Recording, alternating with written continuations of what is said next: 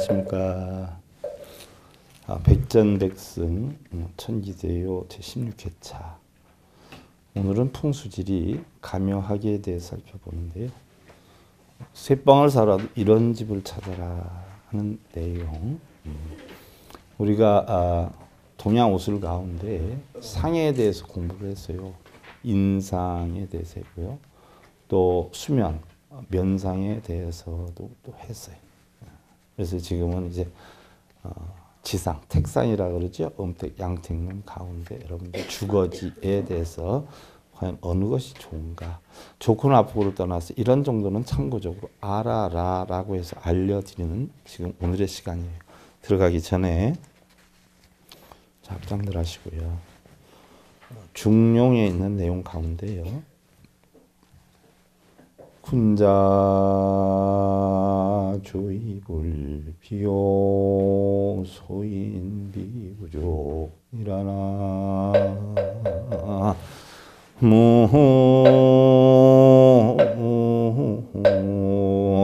무미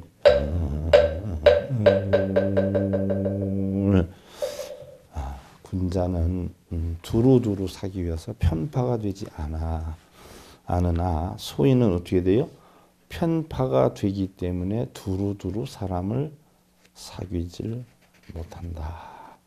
자기 원칙을 정해놓고 자기 원칙에 들어오는 사람하고만 유대관계를 맺기 때문에 자기 원칙에 입각하지 않은 사람하고는 사귀기가 힘이 들다. 자, 중용에서도 그랬지만 우리 불교에서도 뭐예요? 결국 마음의 벽을 허물어라, 울타리를 허물어라 하는 것이 가르침이지 않아요? 그러니까 봄이면 어떻고 여름이면 어떻고 가을이면 어떻고 겨울이면 어때요? 매일 우리가 행복함만 느끼면 되고, 또 주변의 사람이 뭐 예를 들어서 트랙터로 수염을 밀든 말든 전봇대로 일을 쑤시든 말든 그지 않아요? 전혀 상관하지 말고 나의 삶만 살고 다 받아들여 주되 내가 어떻게 돼? 끌려가거나 잡혀가지 않기만 하면 된다는 이야기예요. 자, 여러분들 지난 시간에 이어서요. 풍수지리다라고 하는 것은요. 풍수지리 지난번에도 얘기했지만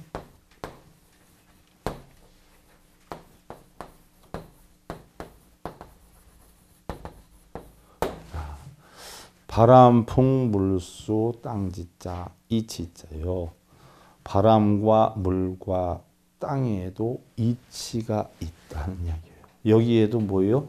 음양의 이치가 있어요. 그래서 우리가 이 택지를 놓고 얘기할 때 사람이 사는 지역을 우리는 택지, 양택이다 이렇게 표현을 하고요. 돌아가신 분이 터를 잡는 걸 우리는 음택이다 이렇게 표현을 해요. 그 가운데 우리가 일반적인 어떤 우선 중요한 거는 돌아가신 분도 분이지만 살아있는 분이 더 중요하지 않아요? 그래서 양택론으로 우리가 들어가서 여러분들이 일반적으로 풍수지리책 보면은 순산, 지형, 물, 흐름 이렇게 해서 웬만한 사람 하나도 이해를 못해요. 그래서 간단하게 제가 요약해서 여러분들 설명을 하고 넘어가겠다는 이야기예요. 자, 지난 시간에 여러분들 집이 있다라고 했을 때 그지 않아요? 집이 있다라고 했을 때 오른쪽 왼쪽이다라고 했을 때 나중에 묻대요. 우리 정교사님, 스님 볼 때 방향이에요? 아니면 집을 놓고 방향이에요? 그래서 제가 다시 한번 확실히 살펴봤어요. 저는 볼 때 방향인 줄 알았는데 주인이 집이 되기 때문에 어떻게 돼요? 집에서의 방향이다 하는 이야기예요. 그래서 오른쪽 왼쪽은 집에서의 방향을 놓고 보고, 또 제가 방향을 얘기할 때 동이다, 뭐 예를 들어서 남이다, 뭐 북이다, 서다라고 하는 방향을 얘기를 할 때는 어떻게 돼요? 여러분들이 집 또는 택지의 어떤 방향이 있지 않아요? 기존적인, 그지 않아요? 이 방향에 준해서 여러분들이 얘기를 들으면 돼요. 무슨 얘기인 줄 알겠죠? 자, 그래서 지난 시간에 했던 게 왼쪽이 짧고 오른쪽이 긴 택형, 이런 데서는 재산이 풍부하고 생활이 원만해진다. 오른쪽이 짧고 왼쪽이 긴 택형, 집안 식구가 준다, 화목하지 못하다. 북동쪽이 비어진 택형, 북동쪽이다 들어가는 것은 방향이 확실히 있는 것이요. 부귀하고 학문과 예술적인 재질이 있고 보통 사람을 능가한다. 남동쪽이 비어진 택형이다. 이런 집은 좋은 환경으로 환경이 안정돼 있어 바로 천성이 성실하고 타인의 도움을 충분히 받을 수 있다. 요까지 지난 시간에 우리가 짚고 넘어갔어요. 다음에 앞면이 좁고 뒷면이 넓은 택형. 예를 들어서 땅도 그렇지만 주택지도 그래요. 앞면이 좁고 뒷면이 넓은 택형. 이런 집에서 거주하면 부귀하고 생활이 안정되고 인복이 많다. 보편적으로 앞이 넓고 뒤가 좁으면 가로막는 형국이에요. 그렇지 않아요? 가로막는 형국인데 앞이 좁고 뒤가 넓으면 어떻게 돼요? 내려다보는 형국이기 때문에 안정적으로 산다. 예를 들어서 여러분들 일반 가정집에서 살아도요. 나무가 집보다 더 커가지고 올라가면 못 써요. 흉가되는 거예요. 또 집에 창문이나 뭐나 이런 걸 다 가리고 있으면 그 집은 뭐예요? 망해요. 그래서 정원을 꾸며도 어떻게 돼요? 집 앞에 건물 앞에 공기가 다 통하게 하고 웬만하면 멀찍하게 하되 큰 나무는 어쩌다 하나씩 이렇게 둬야지 큰 나무로 빼곡하게 하면은 집에 응기가 돌아서 좋을 건 없어요. 또 아주 정원이 뭐 넓어서 뭐 한 1000평 이상 된다라고 하면 몰라도 그렇지 않고 별로 넓지도 않은 데다가 뭐 집 모양 낸다고 집 옆에다 큰 나무 해가지고 로미오와의 줄리엣 나오는 그 로미오 집에 올라가는 그 창가 옆에 큰 나무가 있어가지고 담타가 오듯이 창문을 그렇게 막 가로막으면 집안이 안 된다는 거예요. 좀 떨어져 있으면 몰라도 얕은 나무. 그리고 나무도 어떻게 돼요? 내 눈에 보이는 데서 점점점 얕은 나무에서 높은 나무로 가야지. 높은 나무가 앞을 가리고 얕은 나무가 뒤에 있으면 어떻게 돼요? 조경이 하나도 모양이 없어지잖아요. 그 이치와 같은 것이고요. 그 다음에 앞면이 넓고 뒷면이 좁은 택형이다. 이런 집에서 살면 평안하지 못할 뿐 아니라 한숨 섞인 신음소리가 나오는 형국이다. 가장 두렵고 불길한 징조가 형성되는 택형이다. 또 주택의 양면에 도로가 있어요. 도로 양면에. 이게 좋을까요? 안 좋을까요? 일단 주택의 양면에 도로가 있으면 잠을 편하게 자겠어요? 시끄러운 소음 정도가 어떻겠어요? 그래서 정신질환이 오기가 쉽다는 얘기예요. 근심, 걱정, 가정이 편안하지 못하고 정신불안 증세가 올 수 있다. 주택의 앞에 큰 산이 있어. 자, 앞에 큰 나무가 있어도 어떻게 돼요? 흉추가다라고 하는데 앞에 큰 산이 있어요. 자, 제가 전부 집을 남향으로 해놨어요. 남쪽에 뚫려 있죠. 멀리 산 막고 있어요. 근데 집 앞에 바로 산이 있는데 만약에 그쪽으로 했다라고 하면 어떻게 되겠어요? 앞이 답답하겠어요? 안 답답해요? 엄청 답답하지요. 그래서 이런 집은 평생 불안한 생활을 하고 재앙이 많이 발생해서 복이 형성되지 않는다. 그다음에 주택의 뒤에 산이 있는 형국. 이런 것은 어떻겠어요? 여러분들 이건 음택론이나 양택론이나 똑같아. 자, 음택론이든 양택론이든 여러분들 청룡백호라고 하는 거래. 청룡백호. 그죠? 남주작 북현무. 그죠? 청룡백호 남주작 북현무라고 하는데 그 북쪽에 있는 것이 높은 산이 받쳐줄수록 예를 들어서 여러분들 의자 뒷받침대가 넉넉하고 편안한 게 편하겠어요? 뒷받침대가 없는 게 편안하겠어요? 의자에 앉을 때. 그 얘기야. 그 얘기. 그래서 뒷산이 의자 뒷받침대처럼 산이 높고 기댈 수 있는 여건이 충분히 되면 안정적인 생활을 해나갈 수 있어요. 이건 음택이나 양택이나 똑같아요. 그래서 여러분들 음택론도 보면 어떻게 돼요? 뒤에 산이 있고 또 양쪽으로 어떻게 작은 산이 있고 털을 잡아서 어떻게 돼요? 이렇게 있고 앞에는 뭐가 흘러요? 물이 흐르고 좌청룡 우백호 남주작 북현무라라고 해서 남쪽에는 물이 흐르고 북쪽에는 큰 높은 등성이 갖고 좌우로 바람제비나 이런 걸 막아줄 수 있는 이 여건일 때 음택론 때 최고이다라고 하는데 똑같아요. 양택론에서도 이런 형국을 가지고 있는 집이 가장 좋다. 이런 집들은 막대한 재산을 누리게 되고 청렴결백하고 명예를 얻고 일이 순조롭고 주위 환경이 거룩하고 조용하게 된다는 이야기예요. 자, 그런데 앞에 물이 이렇게 쫙 흘러 집이 이렇게 있는데 근데 뒤에는 뭐가 있어요? 무덤이 있어. 이럴 경우는 어떨까? 안 좋아요. 90%. 불운한 역경에 처해요. 왜? 살아있는 사람이 죽은 사람이 뭐예요? 치인다라는 이야기예요. 그래서 묘 앞에다 집을 짓는 건 아니다. 참고적으로 알고 있어요. 그 다음에 주택의 앞뒤에 묘가 있어요. 묘. 앞뒤에. 좋겠어요? 안 좋겠어요? 아주 안 좋아요. 아주 안 좋아요. 그 다음에 주택의 왼쪽에 이게 왼쪽에 고분이 있어요. 고분. 시공하지 않은 고분. 쉽게 예를 들면은 뭐 옛날 무덤이라든가 아니면 뭐 왕릉이라든가 뭐 이런 어떤 여건이 있어요. 그러면 왼쪽에 무덤이 있을 경우 어떻게 했냐는 얘기예요. 질병이 찾아들고 도둑이 많아요. 마음의 도둑, 인생의 도둑이 많아. 다 내 것이 없어서 새 나가요. 그 다음에 주택의 사면이 평평해요. 방위가 원만하고 주택의 사면이 평평해. 그러니까 이런 굴곡이 하나도 없이 여러분들 평지 닦아서 예를 들어서 집을 져요. 주변에 산이 없이 그냥 평야지에다 평지에다 이건 어떨까요? 아주 어떨까요? 이?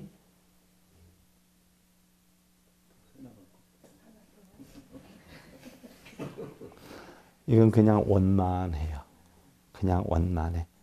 평지가 있으면 크게 굴곡이 없어요. 그냥 평탄해요. 그래서 택지 개발해가지고서는 뭐 평야처럼 닦아놓고 하지 않아요. 이게 다 택지에 대한 풍수지를 보고 그런 애들이 하는 거거든요. 그 다음에 주택의 주위가 마른 땅과 숲이 많은 택형. 많은 땅과 숲이 많아. 주택 부근에 이런 경우. 제가 풀이 나면 기겁을 하고 나가서 깎는 게 눈이 오면 기겁을 하고 눈 치우는 게 사람 안 사는 집 같을까 봐 누가 봐도 여름에 풀 좀 제때 안 깎으면 꼭 여기 절에 들어오는 게 아니라 무슨 정글 숲속으로 오는 기분이 들 정도로 풀들이 자라거든요. 그럼 내가 놀래가지고 나가서 깎는단 말이에요. 그럼 그렇게 집 옆에도 풀들이 자라 있으면 어떻겠어요, 여러분들? 예? 사업의 실패나 집이 불안하지요. 풀이 많으니까 내조자가 바람이 날 염려가 있거나 가정이 깨질 우려가 있다 이야기예요. 주택의 양쪽이 낮고 뒤쪽이 높아요. 주택은 있는데 양쪽이 낮다. 굉장히 얕아. 그리고 뒤는 높아. 이건 어떻게 했어요? 떼또막에 있는 거죠. 쉽게 예를 들면 떼또막에. 이런 경우는 어떻게 했어요? 평생 빈곤하게 산다는 이야기예요. 왜? 집 옆이 뭐 안정적이다 해서 누구 못 오게 한다 해서 쭉 이렇게 깎은 데 살면요. 안정적이질 못해. 오히려 그래서 평생 빈곤하게 산다.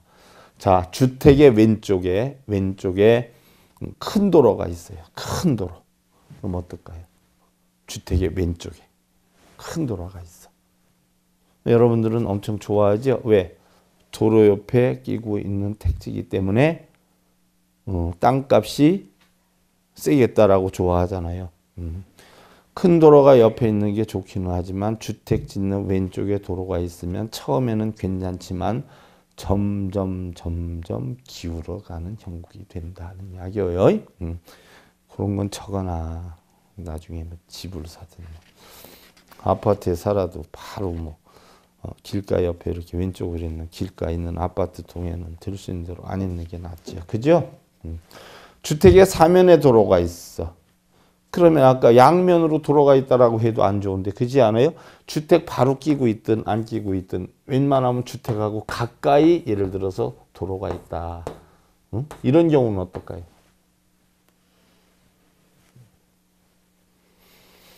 들락달락하지 못하지요. 재앙이 항상 머물러 있어요. 찾길 때문에 무서워서 재앙이 못 나가. 그래서 그 집에만 머물러 있다. 이거 생각하면 돼. 주택의 앞면에 언덕이 있고 뒤에는 도로가 있어요. 자, 주택의 앞면에 약간 높아. 그리고 뒷면에 도로가 있어. 예를 들면 저쪽이 높지 않아요? 여기 주택이 있어. 근데 뒷면에 도로가 있어. 이런 집은 어떨까요? 앞면이 높고 우리가 저 앞면 쪽으로 향해 있어. 그리고 뒷면에 도로가 있어. 이럴 경우는 어떨까요? 늘 불행하고 늘 불안하고 늘 재에게 고난에서 벗어나지 못한다. 주택의 앞뒤에 산이 있어. 앞뒤에. 이런 경우는 어떨까요? 주택이 있는데 앞에도 산이 있고 뒤에도 산이 있어. 이게 뭐예요? 꼭 오두막집 이렇게 한 채 있는 것처럼 이렇게 있단 말이에요. 이런 경우는 어떨까요? 예? 네. 어려워요. 힘들고 어렵고 집안이 가난하고 적막하고 거기서 나오는 얘기는 도둑놈이 되기 쉽다는 거예요. 도둑놈이 안 되면 투기, 모험 이런 걸 좋아해요. 주택의 중앙에 분지가 있고 사면이 높은 택형. 무슨 얘기예요? 분지가 있다는 것은 이렇게 파여 있다는 이야기죠.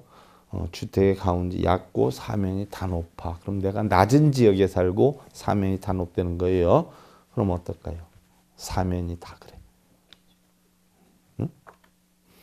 그거는 도로를 어느 쪽으로 내고 문을 어느 쪽으로 내느냐에 따라서 달라요. 일단 사면 중에 제일 안정적인 집이 삼면이 쌓이는 거. 삼면이.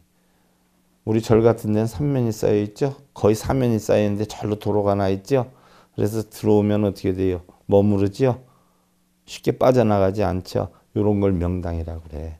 이게 지금 사면이 다 어떻게 돼요? 우리 절 부분으로 산이죠. 그런 데는 집안 살림이 부유해지고 복이 흘러넘치고 성격도 성실하고 심신이 편안하고 뜻한 바의 일을 이룬다라고 했어요. 내 성격이 그렇지 않은데 그래도 이런 데 살아서 좋아지는 모양이죠. 동남간에 연못이 있는 택형. 동남간. 동남간이면 여러분들 어떻게 돼요?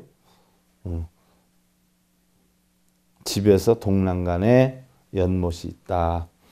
집안이 흥하고 아이는 총명하고 영리하고 사교성이나 일의 처신이 원만하고 쾌활하다. 자, 저쪽이 동쪽이잖아요. 저쪽이. 그래서 연못을 저쪽에 판 거 아니야, 제가. 동남간 방.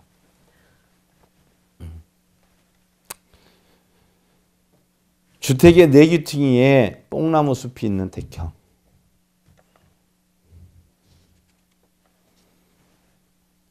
이건 좋지가 않대요. 늘 안 좋은 이런 손에 헛소문에 끄달려 다니면서 시비 질린다. 집의 뒤편에 높은 언덕이 있는 형태.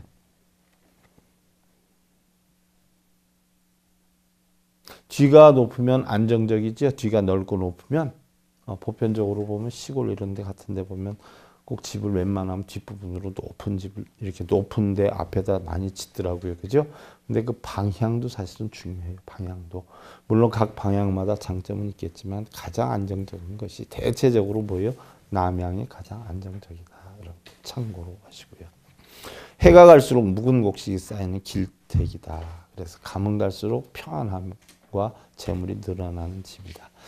왼쪽이 짧고 오른쪽이 길고 뒤편이 움푹 들어간 택형. 오른쪽이 길고 왼쪽이 짧고 뒤가 들어갔다. 이런 경우는 어떻게 돼요? 항상 재앙이 겹치고 큰 곤란을 받아 곤경에 처하고 재난이 많이 일어난다. 집의 동쪽 편에 큰 산이 있는 택형. 집의 동쪽. 그럼 여기서 보면 집의 동쪽이 저기요. 큰 산이 있는 택형. 이런 집에 살면 고아나 과부가 되고 자주 구설수에 오르는 흉택이다. 어차피 나는 고어른이니까. 그렇지 않아요? 그 다음에 북쪽과 서쪽에 양쪽에 큰 도로가 있는 택형. 북쪽과 서쪽에 양쪽에 큰 도로가 있어요. 여기서 따져보면 저쪽이 남쪽이고 이쪽이 북쪽이란 말이죠. 근데 북쪽엔 여긴 산이어요. 만약에 양쪽에 도로가 있다면 이런 집은 처음엔 좋은데 후에는 점점 흉액이 따르고 정서가 불안해지고 장애와 좌절을 겪는다. 시냇가 가까이 접해 있는 택형. 간혹 보면 이렇게 시냇가 옆에 바로 집이 붙어 있는 집들이 있어요. 저는 다니면서 그런 거 보면 참 되게 부럽더라고요. 물놀이 하고 싶으면 쏠라당 내려와서 물놀이 하고요. 발 담그고 싶으면 발 담그고.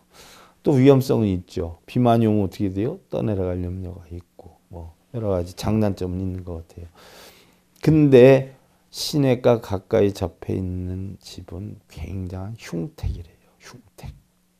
안 좋은 여건이래요. 가축이나 사람이나 유실이 되거나 죽거나 이런 경우가 많다. 자멸의 징조가 많이 따른다. 집의 동쪽에 분묘가 있는 택형. 집의 동쪽에 분묘가 있어요. 이런 것은 후대의 자손이었고 매사에 근심거리만 생기고 구설시비가 끊이지 않는다. 집주위가 평탄하고 농작물이 풍성한 택형. 집주위가 평탄하고 농작물이 많아요. 이런 집은 점차 흉하게 되는 길택이다. 무슨 얘기냐면 어떤 데 보면은 논 한가운데 집 한 채가 딱 있고 뺑 둘러 다 논밭이란 말이에요. 그러면 엄청 좋아 보이죠. 근데 떼떠매 보이잖아요. 이런 것도 역시 나쁘진 않지만 원만한 그런 삶을 살 수는 있다. 그러나 조금 뭐예요? 고독한 면도 없지는 않다는 이야기예요. 동북 방향에 묘가 있어요. 동북 방향에 이런 집은 난치병이 발생이 될 수 있다. 집에서 동북 방향에 묘가 있다. 난치병이 생기고 불상사가 생긴다. 오른쪽에 도로가 있고 왼쪽에 산천이 있다. 산이 있고 물이 있다. 그리고 뒤에는 다시 또 산이 있다. 이런 경우는 상당히 상서로운 안정적인 집이 된다. 주택의 서남쪽에 연못이 있고 서북쪽에 언덕이 있다. 서남쪽이면 여기서 보면 저쪽이 서남쪽이에요. 그리고 뒤쪽에 언덕이 있어요. 저쪽에 연못이 있으면 꼭 요형이에요. 이렇게 되면 부귀가 쌓이고 심신이 상쾌하며 건강과 안락함이 온다.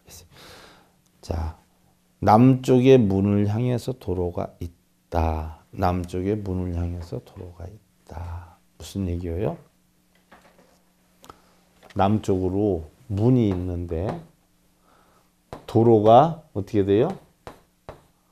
이렇게 나 있다. 남쪽으로 집에 들어오는 문이 남쪽으로 있는데 남쪽으로 정 앞으로 도로가 있다. 이거는 좋은 것이 아니다는 이야기예요. 이렇게 나 있고 현관, 집에 현관까지도 또 일자로 돼 있다. 이런 집은 어떻다라고 했어요? 그 전에 우리 선생님 모살님 가서 내가 설명했어. 이렇게 하면 망하는 집이라고. 그래서 아파트도 현관과 같은 방향의 문이 일자로 돼 있는 데는 별로 좋지는 않아요. 그래서 이렇게 옆으로 틀어져야지. 그 다음에 서쪽에 못이 있는 택형. 이런 집은 일이 순조롭지 못하고 차츰 빈곤해지고 아는 사람이 적어지고 걱정과 감정이 임해진다. 아까도 서쪽에 연못을 따졌는데 서남쪽에 연못이 있고 오른쪽에 동산이 있어야 괜찮지. 연못만 떼돈 있으면 안 좋다는 이야기예요. 서북 방향에 못이 있다. 서북 방향에 못이 있다. 고목나무가 봄을 기다리는 형국으로 신경쇠약이나 사업에도 도움이 부족하다. 조금 암담한가 위험에 빠지기 쉽다. 동서남북이 골고루 넓고 평평한 택형. 이런 집에 살면 사람이 기가 있고 성격이 온화하고 인자하다. 평평한 지역이 그래서 주택지로 개발을 자꾸 하는 거예요. 동서는 넓고 앞뒤가 뾰족한 듯한 택형. 동서로는 넓은데 앞뒤가 뾰족해요. 동서로는 넓어. 근데 앞뒤가 남이나 북쪽이 뾰족해. 이렇게 마른 모나 이런 식으로. 그런 것은 남들에게 미움을 받게 되고 대부분 장애와 좌절에 부딪혀서 가정이 파산지경입니다. 주택에 100걸음 이내에 무덤이 있는 집, 이런 집은 재앙이 자주 일어나고 조상을 떠나서 가문이 파산하는 운명이 이를 수도 있다. 정남방에 수로가 있다. 정남쪽에 우리가 살고 있는 집에 정남쪽에 수로가 뭔 줄 알죠? 이건 물과 물이 서로 융합하지 못하는 까닭으로 흉택이라고 본다. 오행에서 보면 상극하는 이치요. 그 다음에 주택이 숲의 가운데 자리를 했다. 숲 가운데 주택이 있어요. 평지 가운데 주택이 있는 건 원만한데 숲 가운데 주택이 있는 건 어떻게 돼요? 음산하지요. 드라큘라 영화에서나 볼 수 있는 별장의 모습이에요. 오른쪽이 짧고 왼쪽이 길며 뒷면이 가지런한 태형은 이런 집은 청렴하고 고귀하며 가문이 융성하고 또한 반드시 명예와 이익을 얻고 복을 누릴 수 있게 된다. 자, 재미는 없었지만 여러분들이 꼭 알아야 되는 부분이기 때문에 잠시 필요한 것은 메모를 해놨으리라 생각을 합니다. 나중에 제가 책으로 만들면 상세히 설명하게 해서 여러분들 해드리고요. 그 다음에 여러분들 명상, 우리 상 가운데 명상. 명상은 뭐예요? 네, 성명하기요. 성명.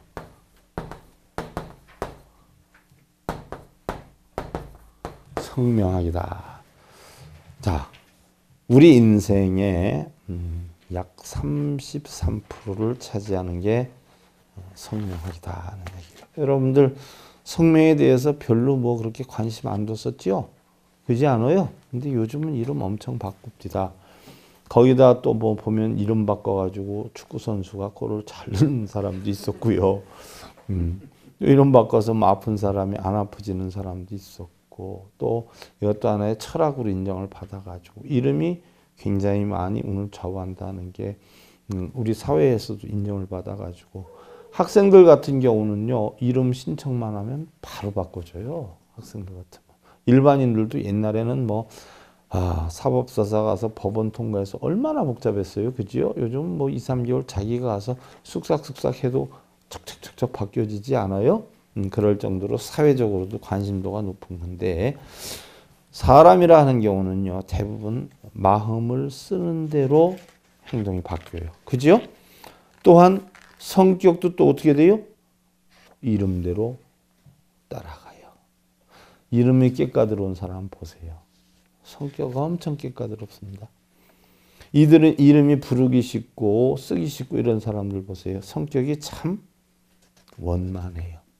이렇게 놓고 볼 때 이름이라고 하는 것은 우리 인생에서 상당한 부분을 차지를 한다 하는 얘기. 일반적으로 여러분들 보세요. 우리 성명하기에서 가장 극도로 쓰지 않아야 되는 글자들이 많이 있어요. 이걸 요즘 우리 부용문자라고 해서 무려 뭐 100몇 개 이렇게 해서 선포해가지고 장명가들이 만들어서 했는데, 가장 기본이 되는 건요, 여러분들 성명하게 쓰지 않는 글자는요, 추나추동이야. 추나추동. 추나추동. 봄, 여름, 가을, 겨울. 무슨 얘기인 줄 알겠죠? 왜 그거 쓰지 말라고 하느냐? 춘자를 쓰면 또 이제 배우게 돼요. 봄춘자란 말이에요. 봄춘자. 그러면 어떻게 돼요? 봄바람에 맨날 살랑살랑 거려요. 봄바람이 살랑살랑 하면은, 봄바람이 불면 여러분들 마음이 어떻게 돼요? 싱숭생숭, 생숭싱숭 뛰어다닌단 말이에요. 그렇지 않아요? 그래서 이 춘자 쓰는 사람들이 맨날 화류춘성 도처춘풍해라. 화류의 기운이 꽃타자, 그지요? 화류의 기운이 화류춘성, 맨날 봄바람같이가 일어나니 도화가 뭐예요? 복숭아꽃과 같이 어떻게 돼요? 만발해라. 가는 곳곳마다 꽃이 펴라. 그러니까 춘자 쓰는 사람들이 여자 좋아하고 술 좋아하고 노름 좋아하고 이런 데는 얘기예요. 또 추나추동이라고 하는 것은 계절을 우리가 뜻하기 때문에, 또 여름도 어떻게 돼요? 또 가을도 어떻게 돼요? 일단은 계절의 추나추동은 쓰게 되면 한 시기가 조금 괜찮아질지는 몰라도 그 시기를 떠나면은 전부 안 좋은 여건이 형성이 된다는 이야기예요. 또 여러분들 극도로 쓰지 않아야 되는 것. 날, 일, 달, 월, 별성, 진 이런 거. 이게 눈을 뜻해요. 눈. 일자를 쓰면 오른쪽 눈을 닫혀서 실명할 수가 있고, 월자를 쓰면 왼쪽 눈을 닫혀서 실명할 수가 있다는 이야기예요. 그래서 극단적인 이름이 된다. 바꿔서 놓고 보면 1호를 쓰면 눈을 안 닫히면 다리불구가 될 수가 있다. 그래서 쓰지 않아요. 또 별성자도 쓰지 않아요. 또 진자도 안 써요. 그 다음에 또 안 써야 될 것이 있죠. 뭐가 있어요? 동서남북.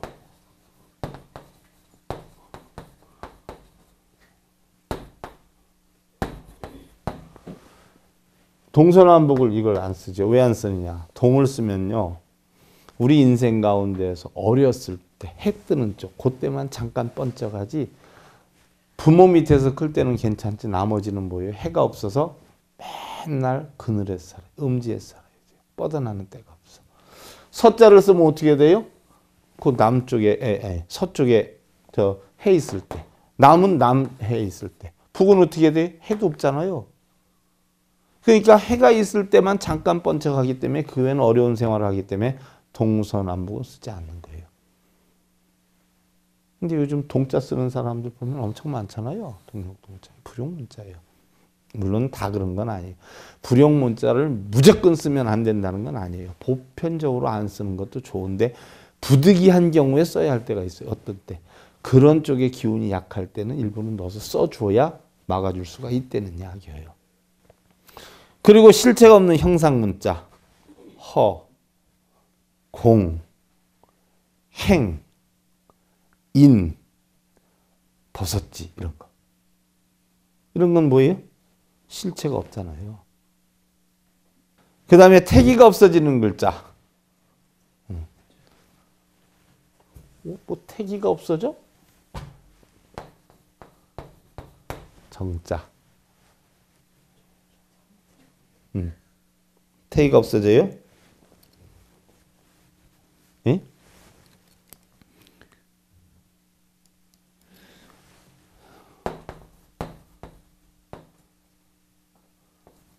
가만히 있어보자. 간혹 헷갈릴 때가 있어. 글자가 안 보이고. 흔히들 얘기하는 숙자. 또 아름다울 미자. 또 추나추동의 추자. 난초난자. 매란국주. 이거는 쓰는 거 아니에요. 매란국주.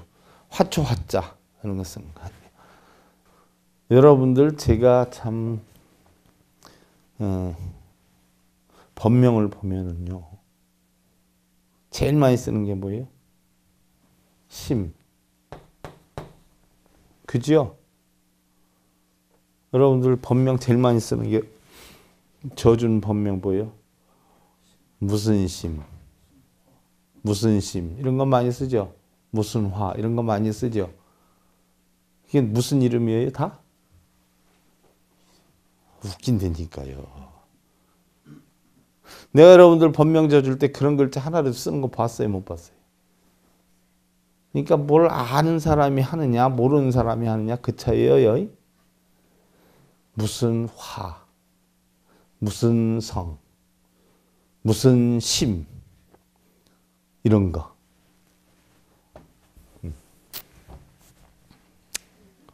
더 이상 얘기하면 또 곤란할 수도 있어.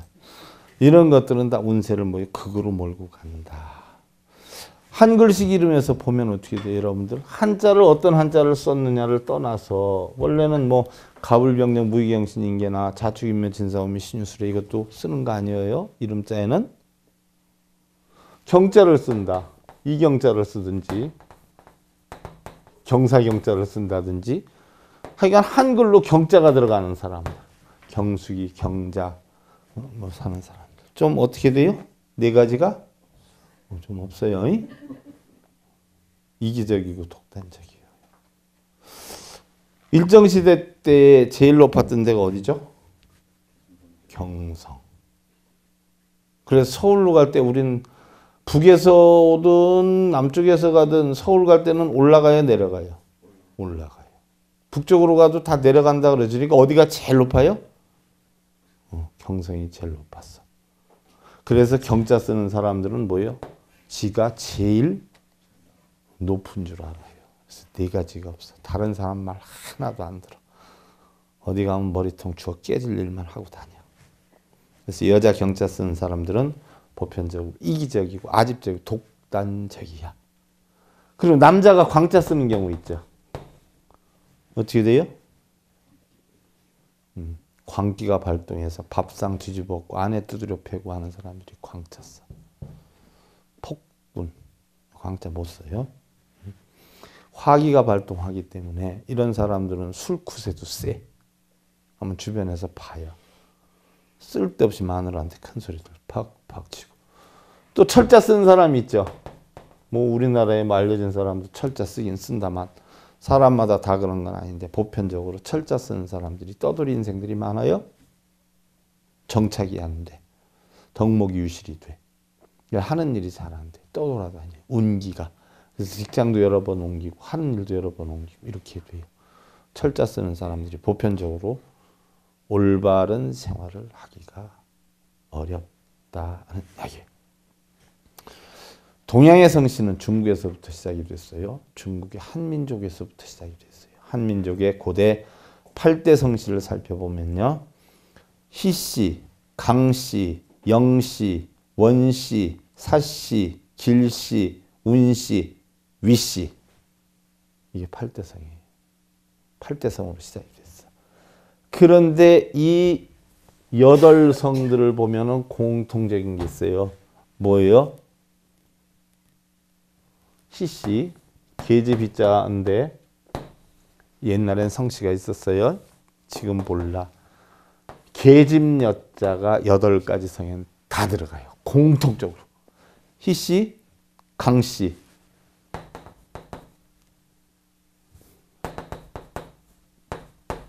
강씨도 계집 여자 들어가죠. 이런 식으로 해서 다 들어가.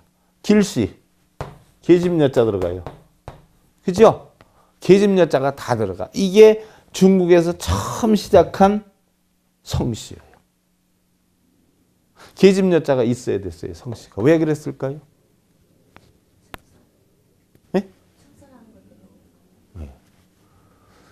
어느 여자가 낳았느냐. 그래서 옛날에는 성씨가 어떻게 돼요? 어느 남자의 아들이냐는 구분을 못했어요. 옛날에 삼강오륜이 왜 생겼어요? 내 부인, 내 거 이런 제도가 없었어요. 아무 데서나 어떻게 돼요? 눈 맞으면 짐승하고 거의 같은 수준이었어요. 부처님 제세시도 그랬고 옛날에. 그러니까 아빠를 알아요? 몰라요? 몰라요. 아빠가 누군지를 몰라요. 단지 확실히 알 수 있는 건 어느 거예요? 어느 엄마가 낳느냐? 어느 엄마가. 그래서 여자가 어느 여자가 낳느냐? 어느 여자가 낳느냐? 그래서 엄마가 확실하기 때문에 성씨의 시작은 어디에서부터 시작이 됐냐? 여자에서부터 시작이 됐어요. 남자에서부터 시작 안 된 거예요. 원래는 여자, 모계 사회에서부터 시작이 된 것이 성씨다. 이게 동양 성씨는 중국에서부터 시작이 됐는데 그래서 성씨는 원래 역외목건 시대에 있어서 족칭의 전통을 표시하는 것이었고 어느 여자가 낳느냐, 어느 종족이었느냐 이것이 바로 한민족 사회에서 사회 국가의 조직상 중대한 역할을 차지하게 되었다. 그래서 누가 낳았느냐 이것이 성씨의 유래가 되었다는 이야기예요. 그죠? 성씨에 대해서 여러분들 다음 시간에부터는 엄청 재밌게 설명이 될 거예요. 여러분들 이름 숫자에 그 사람의 인생이 담겨 있고 성격이 담겨 있고 질병이 담겨 있고 그러거든요. 그러니까 한자 꼭 안 따져도 한글 이름 3글자만 딱 알면 그 사람의 성품, 질병 이런 게 다 나와요. 성질머리가 나오고. 다음 시간부터 한번 풀어보자고요. 그래서 제가 볼 땐 여러분들 이름과 장명만 해도 하면은 오랜 시간 해야 되는데 그냥 뼈대만 착착착착 해나가서 꼭 중요한 것만 할게요. 다른 거 할 것도 너무 많으니까. 자, 합장들 하시고요. 선행기연 이후 종지 니라나 무미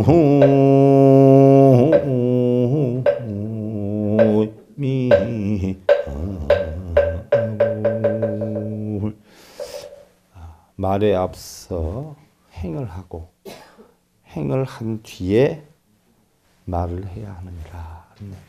여러분들 자칫하면 내가 이것도 하려고 했고 저것도 하려고 했고 했는데 시간이 없어서 못했어요 하면 실없는 사람이 돼요. 그러니까 말 없이 행을 하고 지나서 이거 해놨네 그럼 시간이 나서 좀 했어요 그럼 야 하고 신뢰를 받아요. 말보다 뭐가 앞서야 돼요? 행위 없어야 된다는 이야기예요. 그러한 삶을 살아야 된다. 말이 없으면 사람들이 무게감이 어떻게 돼? 자꾸 떨어져요. 그리고 정 잘못한 게 있으면 입으로 핑계를 댈 게 아니라 그냥 묵언으로 잘못했어요. 죄송합니다. 이렇게 해서 하는 것이 훨씬 신뢰를 받아요. 괜히 말로 내가 안 그러려고 그랬는데 할 수 없이 그렇게 됐니. 오죽하면 그렇게 됐겠니. 다 뭐예요? 가치를 잃는 거예요. 그러한 삶을 살아라. 여러분들 행복하시고요. 백전백승 천지대요. 제 16회차 서일 보냈습니다. 감사드립니다.